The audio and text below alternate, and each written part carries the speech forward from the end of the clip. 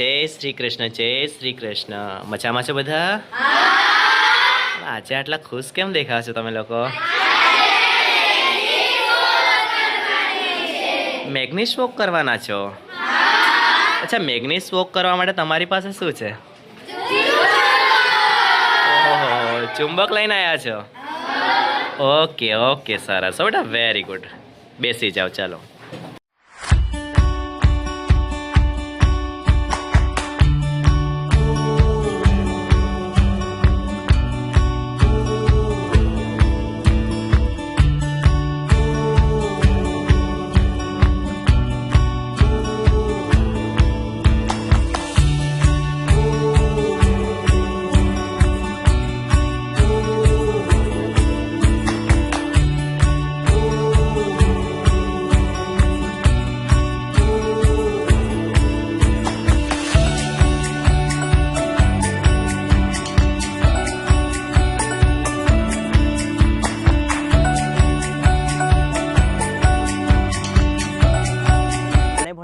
છે હાલમાં વિજ્ઞાન ધોરણ 6 અને આ ચેપ્ટરનું નામ છે ચુંબક સાથે ગમ્મત. ચુંબક સાથે આ ચેપ્ટરમાં જેટલી પણ નાની મોટી પ્રવૃત્તિઓ આવે છે બધી જ પ્રવૃત્તિઓ આપણે પ્રેક્ટિકલી કરવાની છે.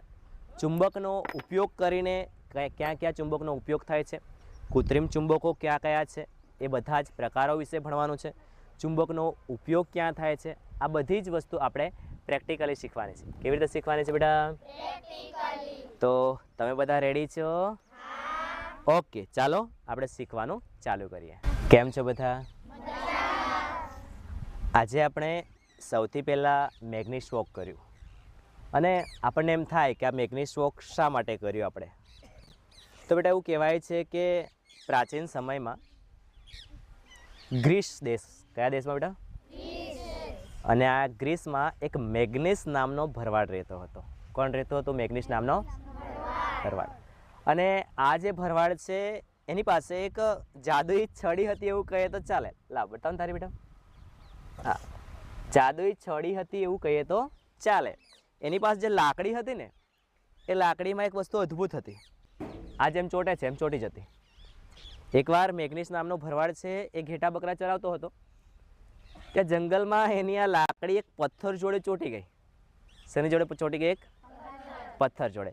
અને એણે ખેંચવાનો ટ્રાય કર્યો પણ ત્યાંથી ઈટી નહીં, નીકળી નહીં, છૂટી નહીં પડી. અને એવું કહેવાય છે કે ત્યારથી ચુંબકની શોધ થઈ. સમજાયું બધાને? તો આપણે જે ચેપ્ટર શીખી રહ્યા છીએ ચુંબક સાથે ગમ્મત. કયું ચેપ્ટર બેટા? ચુંબક સાથે.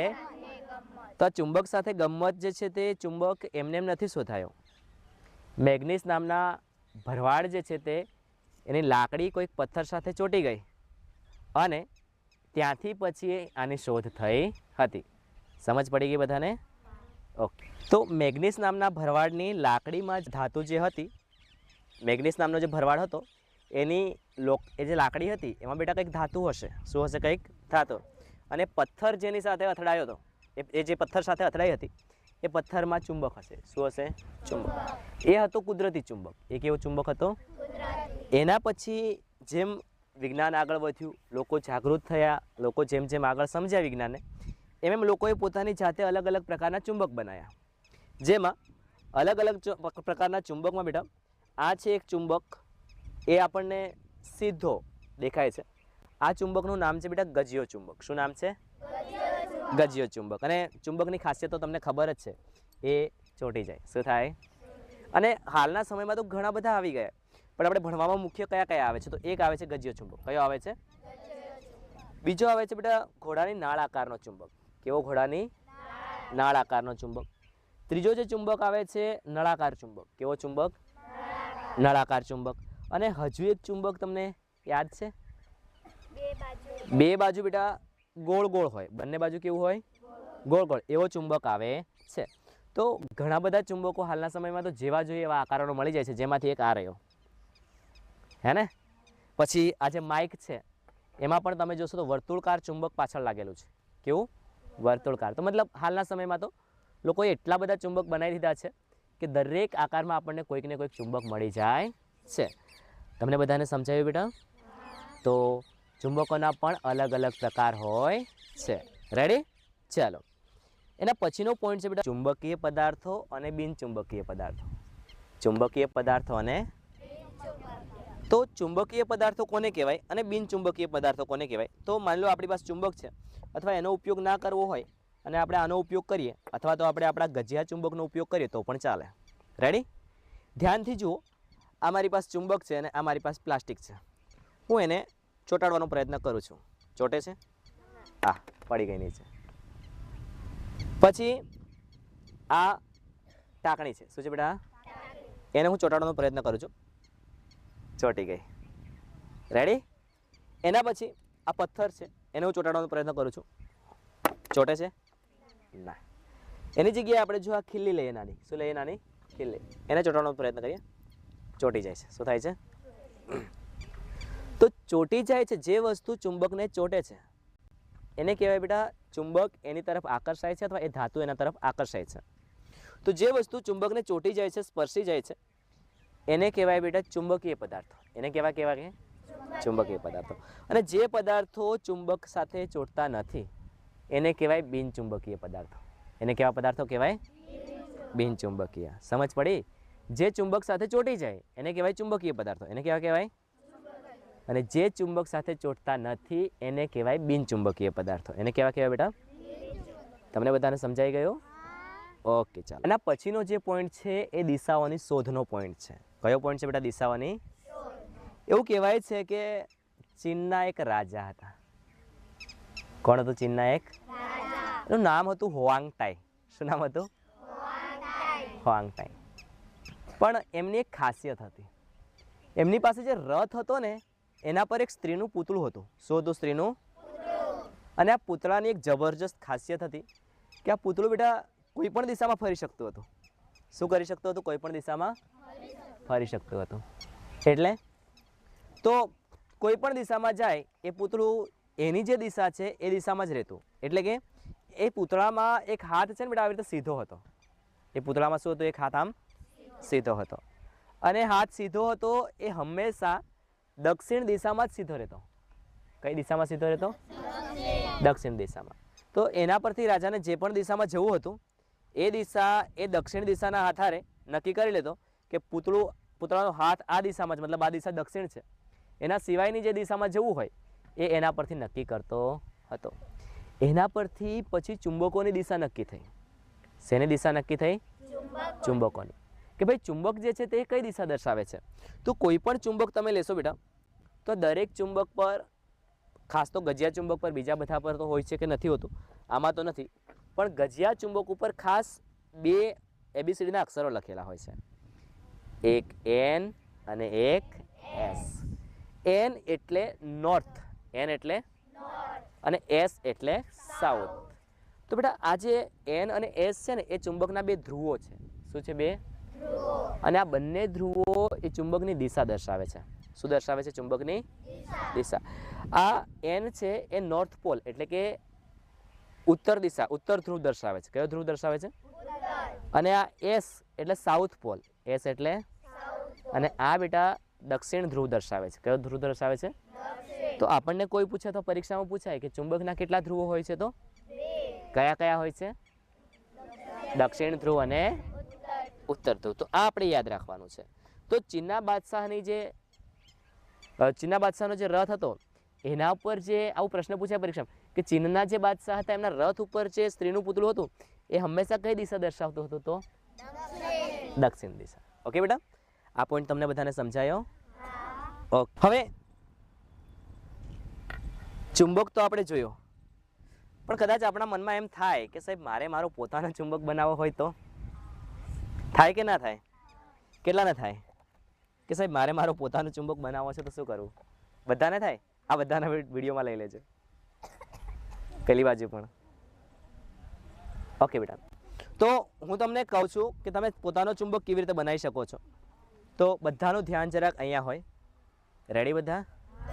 તો તમારી પાસે ગજિયો ચુંબક હોય કે બીજું અન્ય કોઈ પણ ચુંબક હોય તો તમે એ ચુંબક પરથી તમારો પોતાનો ચુંબક બનાવી શકો છો. તમારી પાસે શું હોવું જોઈએ? તો તમારી પાસે નાનું લોખંડનું પતરું હોવું જોઈએ. તમારી પાસે કંઈ પણ ટાંકણી હોય, નાની ખીલ્લી હોય કે પછી અન્ય કંઈ પણ લોખંડની વસ્તુ હોય, ધાતુની વસ્તુ હોય, તો તમે એના પરથી તમારું પોતાનું ચુંબક બનાવી શકો છો. પણ એના માટે પણ તમારી પાસે તમારું પોતાનું ચુંબક હોવું જોઈએ. જેમ કે મારી પાસે ગજિયો ચુંબક છે અને મારો આ જે લોખંડ પતરાનું જે આ નાનું છે એમાંથી મારે જો ચુંબક બનાવવો છે તો મારે શું કરવાનું? તો બેટા એના માટેની સિમ્પલ રીત છે. તમારું જે ચુંબક હોય, તમારું જે ચુંબક છે અને તમારી પાસે જે પતરાની કે લોખંડની વસ્તુ છે એને તમારે તમારા ચુંબક પર કોઈ પણ એક જ દિશામાં આવી રીતે ઘસવાની. શું કરવાની? ઘસવાની. કેટલી વાર? 30 વાર, 40 વાર, 50 વાર, આવી રીતે સતત ઘસતા જાઓ. અમુક સમય પછી એ જે લોખંડની વસ્તુ છે એ પણ ચુંબક બની જશે અને જ્યારે તમે એને લોખંડ સાથે ચોંટાડશો તો એ ચોંટી પણ જશે. સમજ પડી બધાને? મતલબ કે તમારી પાસે રહેલી લોખંડની વસ્તુને તમે જાતે ચુંબક બનાવી શકો. બધા જાતે પ્રયત્ન કરશો કે? ઓકે. હવે આના પછી જે આપણે પોઈન્ટ સમજવાનો છે બેટા એ છે આકર્ષણ અને અપાકર્ષણનો. શેનો? આકર્ષણ અને અપાકર્ષણનો. આપણે ચુંબક બનાવતા પણ શીખી લીધું, ચુંબકના ધ્રુવો પણ જોઈ લીધા. હવે આપણે આજે છેલ્લો પોઈન્ટ છે એ જોવાનો છે કે ભાઈ આકર્ષણ અને અપાકર્ષણ કેવી રીતે થાય છે. તો જરા ધ્યાનથી જુઓ. આ બે ચુંબકો છે. આ શું છે? બે ચુંબકો છે. હવે હું જ્યારે આ બંને ચુંબકને એકબીજાની નજીક લઈ જાઉં છું અથવા તો આ ચુંબકને એની નજીક લઈ જાઉં છું, ચોંટી જાય છે. શું થાય છે બેટા? ચોંટી જાય છે. જોજો ફરી એકવાર ધ્યાન આપજો. આવી રીતે છે, હું એને નજીક લઈ જાઉં છું, ચોંટી જાય. શું થાય છે? ચોંટી જાય છે. પરંતુ જ્યારે હું આની સાઈડ ચેન્જ કરી દઉં છું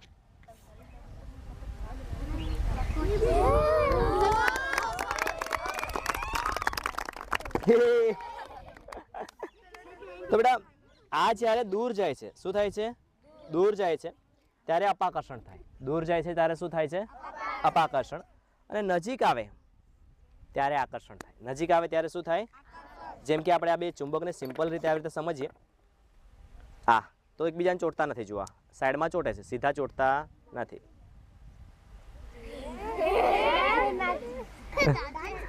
ઓકે. પણ આ સાઈડથી જુઓ, આ સાઈડથી બી ચોંટતા નથી, આ સાઈડથી બી નથી ચોંટતા, અહીંયાથી બી નથી ચોંટતા, આ બાજુથી બી. પણ અહીંયા ચોંટી ગયા. હવે એને ફેરવીને ચારી.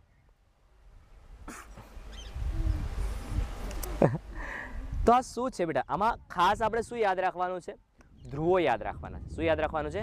ધ્રુવો. અને ધ્રુવો સમજવા માટે આપણી પાસે જે ગજિયો ચુંબક છે એનો આપણે ઉપયોગ કરીએ. તમે ધ્યાનથી જોજો. આપણે એકનો S અને બીજાનો N, આ બંનેને નજીક લાવીએ છીએ તો ચોંટી જાય છે. શું થાય છે બેટા?